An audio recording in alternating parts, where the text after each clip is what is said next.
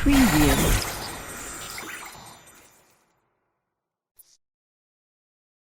एक समय में हमारी दुनिया में डायनासोर का राज था। वे चलते थे जहां हम चल रहे हैं, इसी हवा में सांसें ली, इसी धरती पर लड़ाइयां लड़ी। इन दैत्याकार बड्डे विचित्र डायनासोर ने करीब 14 करोड़ सालों तक इस धरती पर राज किया। इन डायनासोर की कई 1000 प्रजातियां थीं। इनमें से कुछ शाकाहारी थे, कुछ मांसाहारी, तो कुछ डायनासोर बहुत ही शांत स्वभाव के थे। वहीं कुछ डायनासोर बहुत ही हिंसक और खतरनाक थे। ये उस समय के सबसे सफल जीव थे, लेकिन फिर अचानक ऐसा क्या हुआ? आखिर वह कौन सी घटना थी जिसने इनका नामो निशान ही मिटा दिया? इसे जानने के लिए हमें करोड़ों साल पीछे जाना होगा और डायनासोरस के उस अंतिम दिन को करीब से देखना होगा। तो आइए चलते हैं आज से 65 मिलियन साल, यानी कि 6 करोड़ 50 लाख साल पीछे। आज से करीब 6.5 करोड़ साल पहले धरती पर मौसम सामान्य था। चारों ओर सूरज की रोशनी बिखरी हुई थी।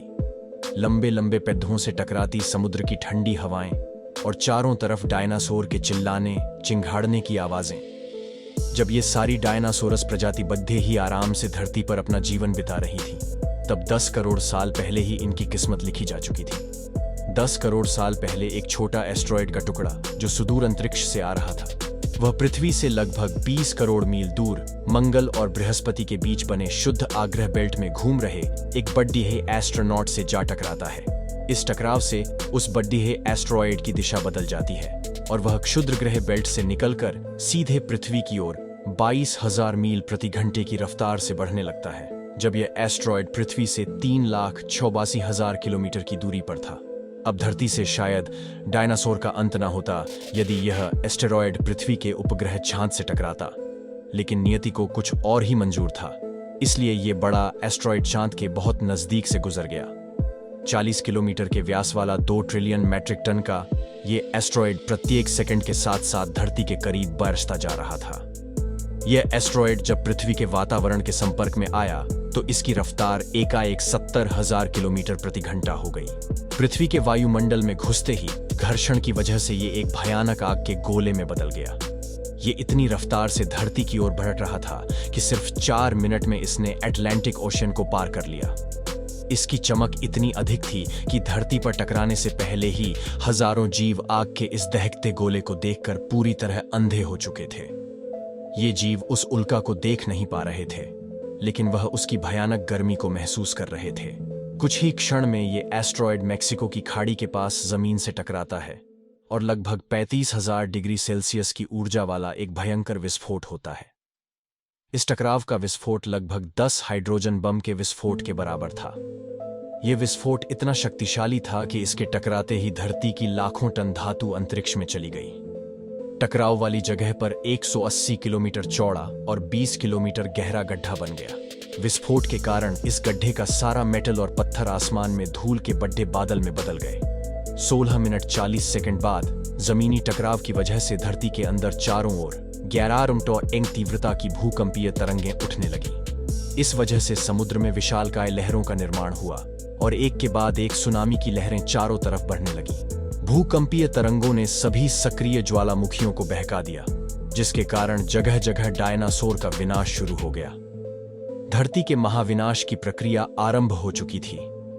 इस भयानक विस्फोट में रेडिएशन की मात्रा इतनी बढ़ गई कि इसके 800 किलोमीटर के दायरे में आने वाले सभी जीव जलकर पूरी तरह राख के ढेर में बदल गए थे। इस महाविनाश में उड़ने वाले डायनासोर इन जमीनी खतरों से तो बच निकले, लेकिन ये तो महाप्रलय की विस्फोट की वजह से जो लाखों टन मेटल, पत्थर और धूल अंतरिक्ष में गया था, वह ग्रेविटेशनल पुल के कारण ठीक 40 मिनट बाद आग के गोले के रूप में पूरी धरती पर बरसने लगे। साथ ही धूल का एक बहुत बड़ा तूफान 6000 किलोमीटर प्रति घंटे की रफ्तार से पृथ्वी के दूसरी तरफ मौत लेकर आ रहा था। ये धूल के बादल कई किलोमीटर मोटे थे, जिसकी वजह से धरती पर सूरज की रोशनी का पहुंच पाना असंभव हो गया। गर्म हवाओं का तापमान 100 डिग्री सेल्सियस से ज्यादा हो जाने के कारण धरती पर पेड़ पौधों की लगभग सारी आबादी जलकर खाक हो गई थी। विस्फोट के 90 मिनट बाद धरती का तापमान 200 डिग्री सेल्सियस तक बढ़ गया। इसकी वजह से जो डायनासोर विस्फोट के इलाके से कोसों मील दूर थे, वे भी इस गर्मी से बच नहीं पाए। इस महाप्रलय से धरती की कुल 90% प्रजाति पूरी तरह खत्म हो गई थी और जो 10% जीव धरती पर बच गए थे उनमें से भी सिर्फ वही जीव जिंदा रह सके जिनका वजन 30 किलोग्राम से कम था। इसका कारण यह था कि इस महाप्रलय में लाखों की संख्या में जीव मारे जा चुके थे और पेड़ पौधों की सारी आबादी भी जलकर राख हो चुकी थी, जिसके चलते यहाँ जो बड्ढे और विशालकाय जीव जीवित बच गए थे उन्हें भरपूर मात्रा में खाना पीना ना मिल सका। लेकिन ये महाप्रलय किसी अन्य जीव के लिए फायदेमंद साबित होने वाला था। धरती पर डायनासोर का अंत एक छोटी प्रजाति के लिए सुनहरा अवसर लेकर आया और वह प्रजाति थी मैमल्स। क्या थे, कैसे बच गए महाप्रलय से? डायनासोर के अंत के बाद इंसान कैसे और कहां से आए, ये जानेंगे हम अगले एपिसोड में। यदि आप चाहते हैं कि हम अगला वीडियो जल्द से जल्द बनाएं तो इस वीडियो पर लाइक्स जरूर दीजिए और हमारे चैनल को सब्सक्राइब कर हमारा सपोर्ट जरूर करिए।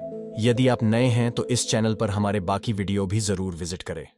साथ ही सब्सक्राइब कर नोटिफिकेशन बिल आइकन को भी जरूर दबाएं। मिलते हैं अगले एपिसोड में, तब तक के लिए नमस्कार।